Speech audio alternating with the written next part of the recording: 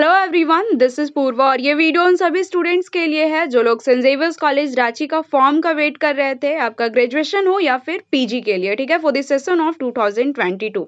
लेकिन यहाँ पर फिलहाल सबसे बड़ा नोटिस ये है कि इस बार जेवियर्स कॉलेज का एडमिशन आपका एंट्रेंस बेसिस पर होगा। For the UG and PG आपका एंट्रेंस एग्जाम कंडक्ट करवाया जाएगा। ओके, तो इस वीडियो में मैं आपको बता रही हूँ कि फॉर्म के लिए आपको कैसे अप्लाई करना है, स्टेप बाय स्टेप कौन सी गलतियां आपको नहीं करनी है ताकि आपका फॉर्म रिजेक्ट ना हो। ठीक है, तो देखो सबसे पहले आपको करना क्या है, आपको गूगल पर जाना है। गूगल पर जाकर आपको सर्च करना है sxcran.org।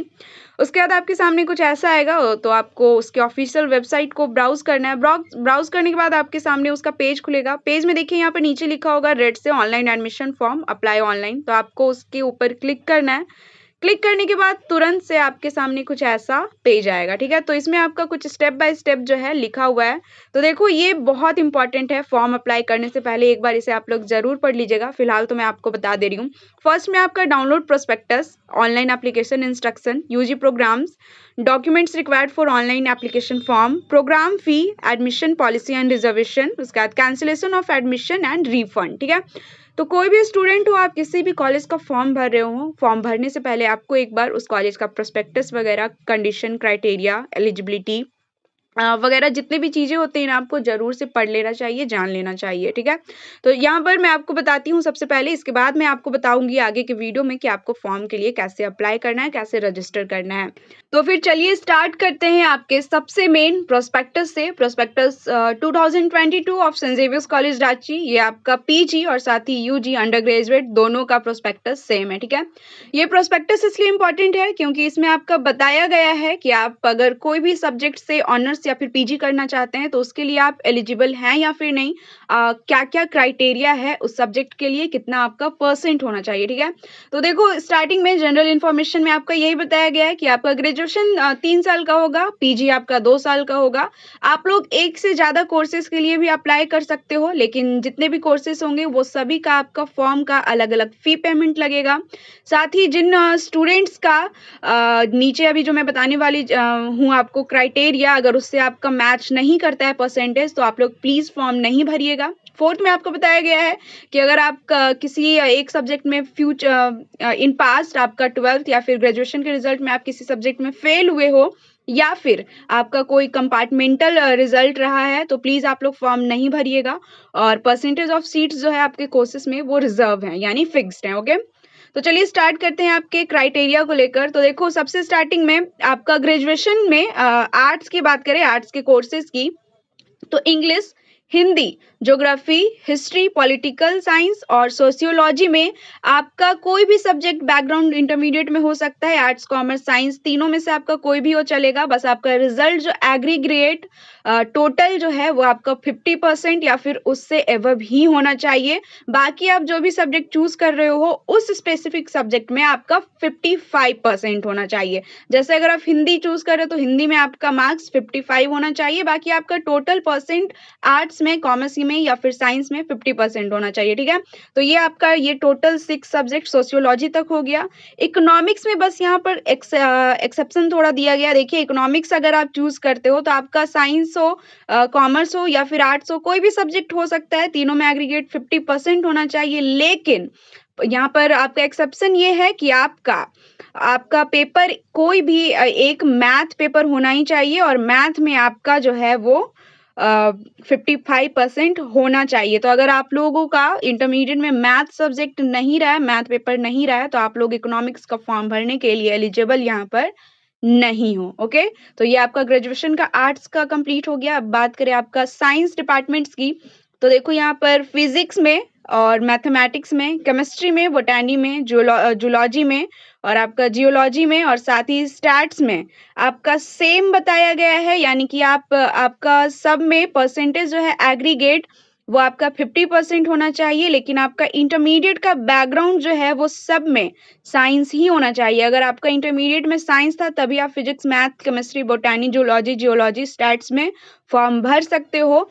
और इसके बाद आप जो सब्जेक्ट चूज कर रहे हो, इंटरमीडिएट में आपका 50% होना चाहिए। लेकिन अगर आप फिजिक्स चूज कर रहे हो तो फिजिक्स पेपर में आपका 50% होना चाहिए और एटलीस्ट आपका 45% मैथ्स में होना चाहिए। अगर आप मैथ्स चूज़ कर रहे हो तो यहाँ पर देखो आपका 50% मैथ्स में होना चाहिए। उसके बाद अगर केमिस्ट्री चूज़ कर रहे हो तो आपका केमिस्ट्री में 50% होना चाहिए। बोटैनी चूज़ कर रहे हो तो बोटैनी में 50% होना चाहिए। जूलॉजी में भी सेम आपका, और अगर आप जियोलॉजी ले रहे हो तो आपका पीसीबी या फिर पीसीएम कोई भी हो सकता है, ठीक है। इसके बाद स्टैट्स की बात करें तो सेम आपका स्टैट्स में आपका मैथमेटिक्स पेपर जो है वो होना ही चाहिए, तभी आप लोग स्टैट्स चूज कर सकते हो। अब इसके बाद बात करें आपके ग्रेजुएशन में कॉमर्स की, बीकॉम अकाउंट्स ऑनर्स, तो देखो बोला गया 50% एग्रीगेट मार्क्स इन +2 इंटरमीडिएट कॉमर्स या फिर साइंस, ठीक है। बोला गया आपका कॉमर्स या फिर साइंस जो भी रहा हो इंटरमीडिएट में, उसमें आपका एग्रीगेट 50% होना चाहिए। उसके बाद अगर आपका कॉमर्स रहा है तो 50% marks in accounts and also 50% marks in BST यानी कि बिजनेस स्टडीज, ओके। इसके बाद बात करें आपके under graduate arts self financed की, तो अगर आप लोग ईएलएल यानी कि इंग्लिश लैंग्वेज एंड लिटरेचर भी लेना चाहते हो तो आपका कोई भी बैकग्राउंड हो सकता है, साइंस आर्ट्स कॉमर्स, आपका 50% एग्रीगेट होना चाहिए इंटरमीडिएट में और ऑल्सो 50% इन इंग्लिश। इसके बाद है एनिमेशन एंड इंटीरियर डिजाइन यानी 50% एग्रीगेट इन मार्क्स इन आपका इंटरमीडिएट, कोई भी आपका पेपर इंटरमीडिएट का हो सकता है। फिर बात करें जर्नलिज्म एंड मास कम्युनिकेशन की, तो आपका 50% एग्रीगेट इन इंटरमीडिएट होना चाहिए। आर्ट्स में 50% मार्क्स इन इंटरमीडिएट या फिर कॉमर्स साइंस में आपका किसी भी बैकग्राउंड से हो सकता है, बस आपका 50% रिजल्ट एवं होना चाहिए, जो ऑलमोस्ट सभी का होता है। इसके बाद बात करें आपका देखो under graduate again self science self financed की, तो यहाँ पर अब सबसे मेन इंपॉर्टेंट आपका कोर्स है बायोटेक्नोलॉजी। बायोटेक्नोलॉजी में बोला गया 50% aggregate marks in intermediate science आपका होना चाहिए विथ पीसीबी। अगर आपका साइंस बैकग्राउंड था, पीसीबी था इंटरमीडिएट में, तभी आप लोग बायोटेक्नोलॉजी ले सकते हो। इसके बाद है कंप्यूटर एप्लीकेशन आपका, जिसके लिए बहुत ज़्यादा क्रेज है। इसमें आपका है 50% aggregate marks in intermediate, math with at least 45% marks is compulsory for CAPP. अगर आपका मैथ्स रहा है इंटरमीडिएट में तभी आप लोग कंप्यूटर एप्लीकेशन ले सकते हो। स्टूडेंट्स हैव, ये फालतू है। इसके बाद है थर्ड में इंफॉर्मेशन टेक्नोलॉजी यानी कि आईटी। इसमें बोला गया है 50% aggregate marks in intermediate, maths with at least 45% is compulsory, ठीक है। इसमें भी आपका सेम, अगर मैथ्स रहा है इंटरमीडिएट में तभी आप लोग आईटी के लिए चूज कर सकते हो। अब बात करें इसके बाद under graduate commerce self finance की, तो advertisement and marketing, office management and secretarial practice, banking and insurance, international accounts, तीनों के लिए है आपका इंटरमीडिएट में साइंस आर्ट्स कॉमर्स कुछ भी रहो आप चूज कर सकते हो, बस आपका रिजल्ट 50% एवब होना चाहिए। अब इसके बाद बात करें आपका under graduate management self financed में, तो यहाँ पर है आपका बीबीए देखो काफ़ी ज़्यादा फेमस कोर्स है ये। बीबीए में आपका 50% एवब होना चाहिए इंटरमीडिएट में, with English as compulsory subject फिर 50%। आपका साइंस आर्ट्स कॉमर्स कुछ भी हो सकता है, लेकिन आपका पेपर इंग्लिश बीबीए के लिए होना चाहिए, ओके। अब बात करें BFMO, bachelors in finance market operation, उसके बाद BRM, bachelors of retail management, उसके बाद BFT, bachelors in fashion technology, उसके बाद BCom vocational, bachelors in vocational, bachelors of building construction management. ये तीनों के लिए इंटरमीडिएट में बस आपका 50% होना चाहिए। साइंस कॉमर्स आर्ट्स आपका कुछ भी हो सकता है, ठीक है। तो यहाँ पर आपका ग्रेजुएशन का कोर्स का एलिजिबिलिटी खत्म होता है और मैं अब स्टार्ट करती हूँ आपका पीजी का। तो देखो पीजी के लिए आपका क्या बताया गया है, master of art science commerce तीनों का आपका इसमें एमए, एमएससी और MCom, English, Hindi, geography, history, political science, economics, accounts, chemistry, mathematics, botany, geology और जूलॉजी। अभी मैंने जितने कोर्सेज के नाम लिए हैं, इसके अलावा जेवियर्स कॉलेज में कोई भी एक्स्ट्रा सब्जेक्ट का पीजी कोर्स नहीं करवाया जाता है, ओके।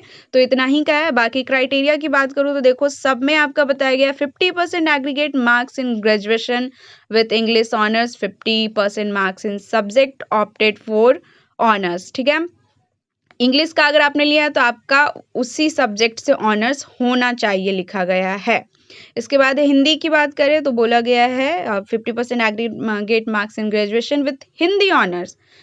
तो यहाँ पर मुझे लगता है सभी का वही है, आपका जो भी सब्जेक्ट है उसी से आपका ऑनर्स होना चाहिए। बाकी आपका रिजल्ट जो है वो 50% एवब होना चाहिए, ओके। अब लास्ट में बोला गया है, अगर आप लोग जानना चाहते हो कि जो आपका कोर्स का पढ़ाई का सिलेबस है फ्यूचर के लिए वो क्या है, तो आप वो लिंक पर जा सकते हो। बाकी इसके अलावा the selection of candidates for admission will be notified letter, ठीक है। तो ये आपका फर्स्ट था आपका प्रोस्पेक्टस को लेकर। अब प्रोस्पेक्टस के बाद आगे आपका क्या इंस्ट्रक्शंस बताया गया वो पढ़ते हैं। तो चलिए इसको पढ़ते हैं हम लोग।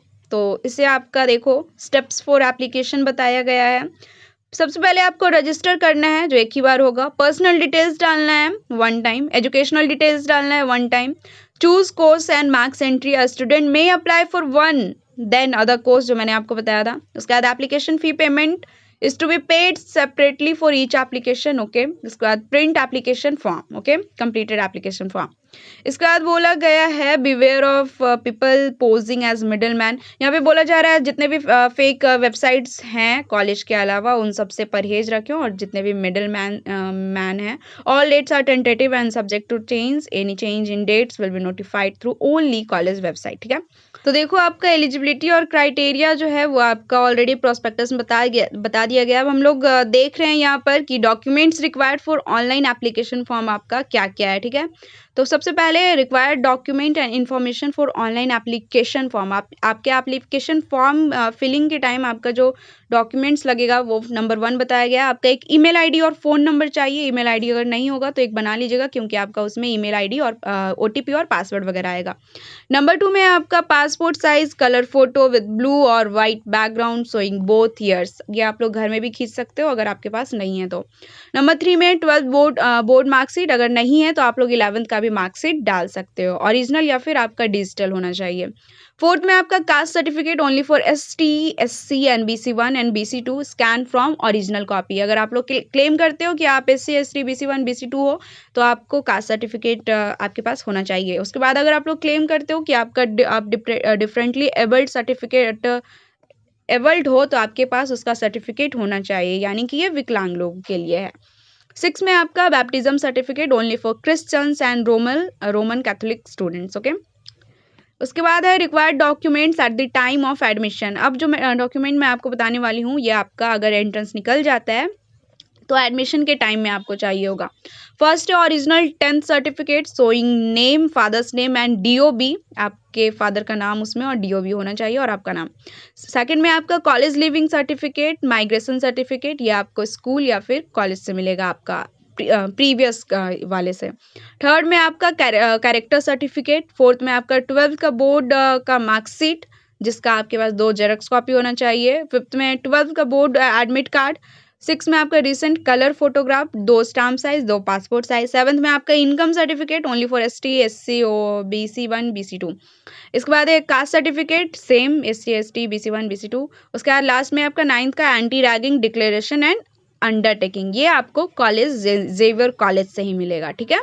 अब बैक आते हैं, प्रोग्राम फ़ी की बात करते हैं आपका कि किस कोर्स में आपका कितना पैसा लग रहा है, ठीक है। तो सबसे पहले जो मैं बताऊंगी वो जनरल और BC1 का होगा। दूसरे में मैं जो बोलूँगी वो आपका BC2 का होगा और थर्ड वाला आपका SC ST का होगा, ठीक है। तो प्रोग्राम में आपको बताती हूँ। फिजिक्स में आपका 27,000, 26,000, 26,000। केमिस्ट्री में आपका 36,000, 36,000, 36,000। मैथमेटिक्स में आपका 27,000, 26,000, 26,000। जूलॉजी में आपका 27,000, 26,000, 26,000। बोटैनी में आपका 27,000, 26,000, 26,000। जियोलॉजी में आपका 27,000, 26,000, 26,000। बायोटेक्नोलॉजी में आपका 75,000, 68,000, 68,000। इंफॉर्मेशन टेक्नोलॉजी में है आपका 52,000, 45,000, 45,000। कंप्यूटर एप्लीकेशन में आपका 52,000 यानी 52,000, 45,000, 45,000। इंग्लिश में आपका 25,000, 24,000, 24,000। इसका नेक्स्ट करते हैं आपका। नेक्स्ट है आपका ELL 46,000, 42,000, 42,000। हिंदी आपका 25,000, 24,000, 24,000। हिस्ट्री आपका 25,000, 24,000, 24,000। ज्योग्राफी आपका 26,000, 26,000, 26,000। पॉलिटिकल साइंस है आपका 25,000, 24,000, 24,000। इकोनॉमिक्स है आपका 25,000, 24,000, 24,000। मास कम्युनिकेशन है आपका 60,000, 55,000, 55,000। BCom अकाउंट्स है आपका 33,000, 32,000, 32,000। BBA है आपका 66,000, 61,000, 61,000। वोकेशनल बीएफटी है आपका 58,000, 53,000, 53,000। अब नेक्स्ट फिर से आपका एडवर्टीजमेंट एंड मार्केटिंग है 49,000, 46,000, 46,000। ओएमएसपी है आपका 49,000, 46,000, 46,000। बैंकिंग एंड इंश्योरेंस है आपका 49,000, 46,000, 46,000। बीआरएम है आपका 49,000, 46,000, 46,000। बीएफएमओ है आपका 49,000, 46,000, 46,000। बीकॉम ऑनर्स आईए आपका है 50,000, 47,000, 47,000। स्टैट्स आपका है 39,000, 38,000, 38,000। एनिमेशन एंड इंटीरियर डिजाइनिंग आपका 59,000, 55,000, 55,000। सोशियोलॉजी आपका 39,000, 38,000 और 38,000। ठीक है, तो ये आपका अंडर ग्रेजुएट कोर्सेज का कुछ आपका फी था। अब इसके बाद लास्ट है आपका एडमिशन पॉलिसी एंड रिजर्वेशन वगैरह को लेकर, यही SC ST OBC 1 OBC 2 वालों का थोड़ा बहुत रिजर्वेशन है। इसके बाद cancellation of and admission fee का रिफंड का यहाँ पे बात किया है। In case of inter departmental transfer और a processing fee 3,000 will be deducted. Online application fee is non-refundable. However, if there any excess payment for the any reason whatsoever, the student may file his or her claim with the Brussels office at okay. तो ये आपका कुछ important points था जो form भरने से पहले आपको जानना जरूरी था। ओके, तो अब यहाँ से स्टार्ट करते हैं कि आपको फॉर्म के लिए कैसे अप्लाई करना है। ठीक है, तो आपको गूगल पर जाना है, गूगल पर सर्च करना है SXCRAN.org। वहाँ पे ब्राउज करके आपको फिर से ये देखिए ऑनलाइन एडमिशन लिखा है, आपको उसके ऊपर क्लिक करना है। क्लिक करने के बाद इस बार इसको आपको कट कर लेना है। अब यहाँ पर देखिए नीचे में आपके सामने आ रहा है अप्लाई नाउ न्यू रजिस्ट्रेशन। ठीक है, आपको न्यू रजिस्ट्रेशन पर क्लिक करना है क्योंकि आप पहली बार रजिस्टर कर रहे हो।